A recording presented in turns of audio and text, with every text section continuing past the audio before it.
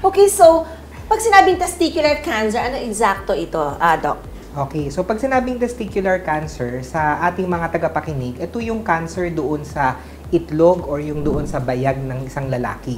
Okay? So, kadalasan, marami itong mga symptoms, minsan, pero minsan pwede ring wala. Okay? So, kumbaga para sa ating mga tagapakinig, ito yung bukol doon sa itlog or sa bayag. Okay. So, ito ba kalimitan malignant, Doc, pagka dito sa area na to?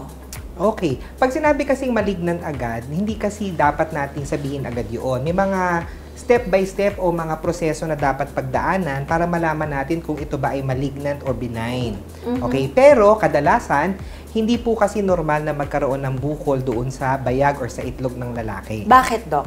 Okay, kasi ang normal na appearance po nito ay dapat ito ay smooth at wala tayong nakakapang any lumps or any bukol doon sa area na yon. Siyempre, dapat din ho, dalawa. Baka naman isa lang pala yung nandoon sa doon sa scrotum o doon sa bayag ng lalaki. I see. Pero nangyayari kasi minsan isa kung may problema ng pagkasilang pa lang. Yes. I see. Okay. And siguro kay doktora, may iba't ibang klase ba ng testicular cancer? So, ang pinaka-common or 95% in cases, ang tawag po dyan ay germ cell tumor. Ano? So, 95% of cases are germ cell tumors. So, yung germ cell tumor po, may dalawang klase pa yan. So, unang klase po is yung pure seminoma. Pangalawa is yung non-seminomatous germ cell tumors or NSGCT. So, pati po yung NSGCT, marami pang klase.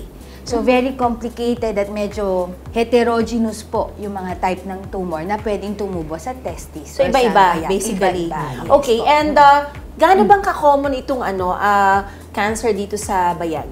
So, kung titignan natin ang datos mula sa tinatawag nating Globocan, hindi siya kasama sa top cancer sa mundo at sa Pilipinas. Kung gusto mo ng exact figure, siguro pasok siya sa top 26 ayon doon sa Globocan information natin. Hindi siya ganun ka-common pero hindi naman ibig sabihin napaka-rare nito. Okay? So every once in a while we see patients na nagkakaroon ng testicular cancer. So nakikita rin naman to. Okay, may mga nakikita rin talaga mga kaso. Kapag ba sa testicular cancer, ito po ba ay mabilis mag-progress? Ibig sabihin madaling lumala, madaling kumalat? Or paano po ang behavior ng testicular cancer? Wala po kasing parang timeline na magsasabi na mabilis or mabagal. So, ang lagi po namin inaabiso sa pasyente, basta't meron ng simptomas, may bukol na nakakapa, magpatingin na po sa doktor. I see. Siguro hindi kaya dahil sa dahil hindi siya ganun ka-common as compared sa iba. Mas marami kasing datos, di ba? Mas maraming pwedeng, how do I say that? Mas maraming studies. Mas makikita yung progression ng isang klase ng cancer kapag mas common ito as compared sa like this one, which is, should I say, rare as compared dun sa ibang klase. Yes. And kanina, you mentioned already also about sa sintomas, kung may nakakapa or senyales rather. So, meron bang iba, ano ba yung mga common na mga manifestations? Ano yung mararamdaman ng pasyente? Or ano ba yung nakikita nila kapag ganun, which will prompt them to see a doctor? Actually kadalasan wala namang sakit yung area na yon. Maswerte lang kung may sumakit kasi mapapansin mo. Pero kadalasan painless po kasi yun na bukol doon sa area ng bayag.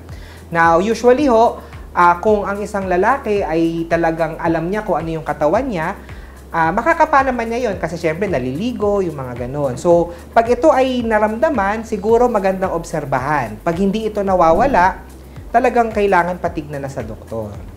But does it mean dahil wala siyang sintomas, walang nararamdaman yung isang pasyente na may testicular cancer, kalimitan ba ito ay malala na pag na-diagnose? Nasa mas mataas na stage po ba?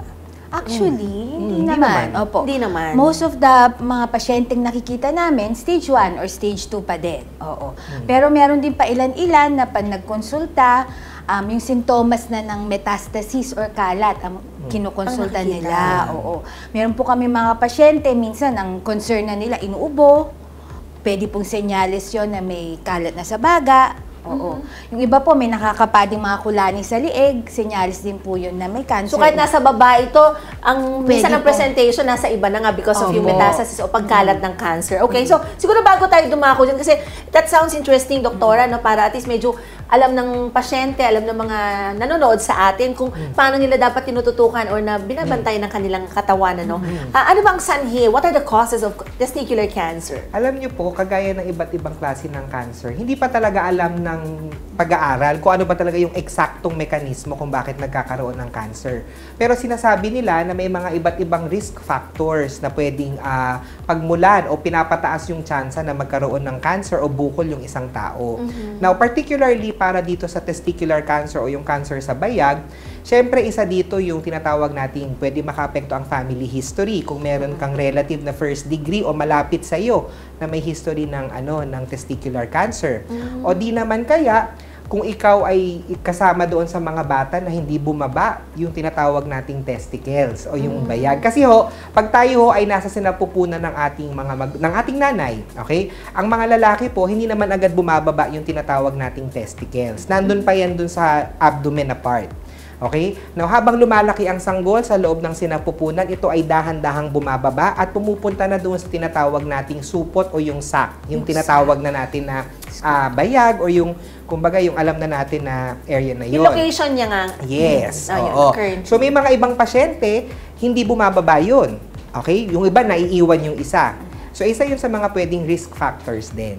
So basically, it's multifactorial. Yes. But genes really can play a role. Yes. Okay. And, so basically, anong nararamdaman ng isang pasyenteng may testicular cancer? Sabi nyo kanina, di ba, wala. But, upon seeing the doctor, what would prompt them?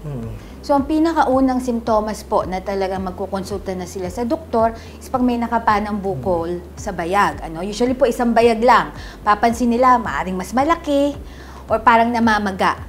So, yun po, agad-agad magpapakonsulta na sa kanila kasi alam nilang hindi normal.